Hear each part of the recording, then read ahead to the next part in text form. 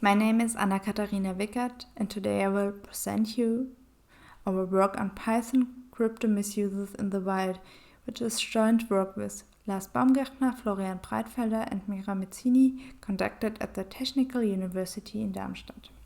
Let's start with our motivation. Previous research drew an alarming picture of the security of Java apps and Android apps which use crypto APIs. They say that 85% to nearly every of these apps, when they use a crypto API, fail at least once to do it securely and correct. Other languages are out of focus in the studies. However, the underlying misuse and problem is because of the primitive and the same across the languages and independent of language concepts. In a controlled experiment, researchers asked Python developers to solve 3 crypto-related tasks. And this experiment, they identified that only 1/3 of these solutions are insecure. To understand if other languages also have as many crypto misuses as Java, and to look into Python misuses in the wild in more depth, we developed LICMA. LICMA is a multi-language crypto analysis tool which currently supports Java's standard API JCA and 5 different crypto APIs from Python. We concentrated on 6 standard misuses from literature. While writing our rules for Python, we observed that none of the APIs require a seed to generate a secure random. Thus, misuses of Rule 6 aren't possible due to API design. Further, some APIs like PySalt did not support misuses, for example, due to an insecure block mode ECB. Feel free to check out LICMA on GitHub.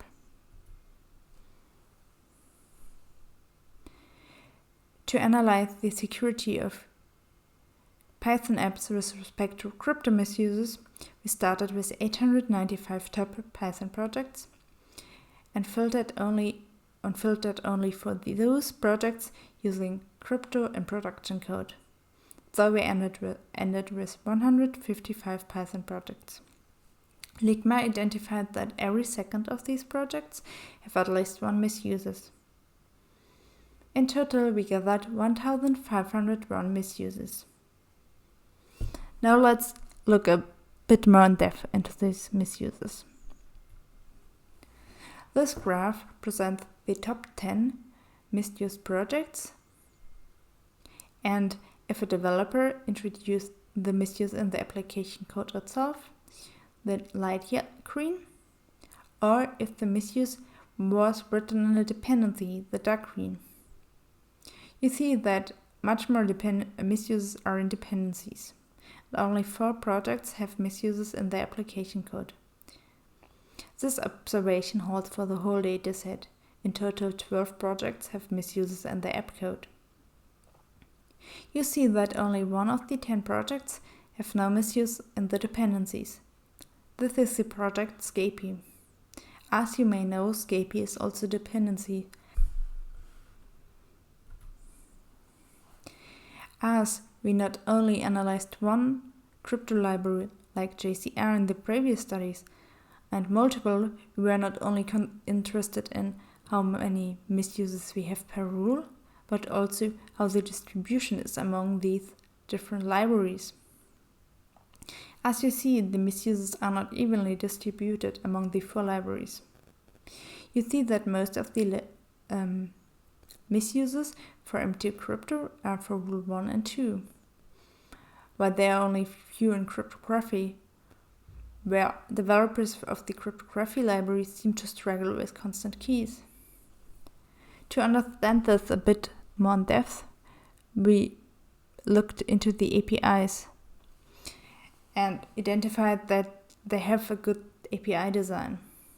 For example, cryptography is divided into 2 levels, where they provide a high-level API, where developers has to do little to no configurations, and thus misuses are avoided. On the other side, they also have low-level cryptographic primitives, where developers need to know what they do and where they can make the misuses. For example, for Rule 1, the misuse of cryptography are when they use the hazmat layer. In the documentation, they also recommend to use a hazmat layer only if it's necessary. Lastly, I want to shed a light on a comparison of our results in Python to previous studies on the same rule set in Java and C. This graph compares the percentage of applications which have at least one misuse for the respective rule. You see that in general misuses in Python are less frequent than in Java and C.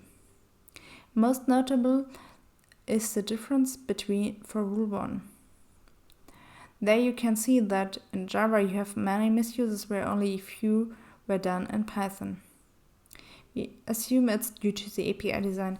In Java, ECB is the standard block mode if you don't configure AIS further, while it's avoided by design for many Python libraries. To sum up my talk, I have presented you LICMA, a multi-language crypto-analysis tool with roots in Java and Python.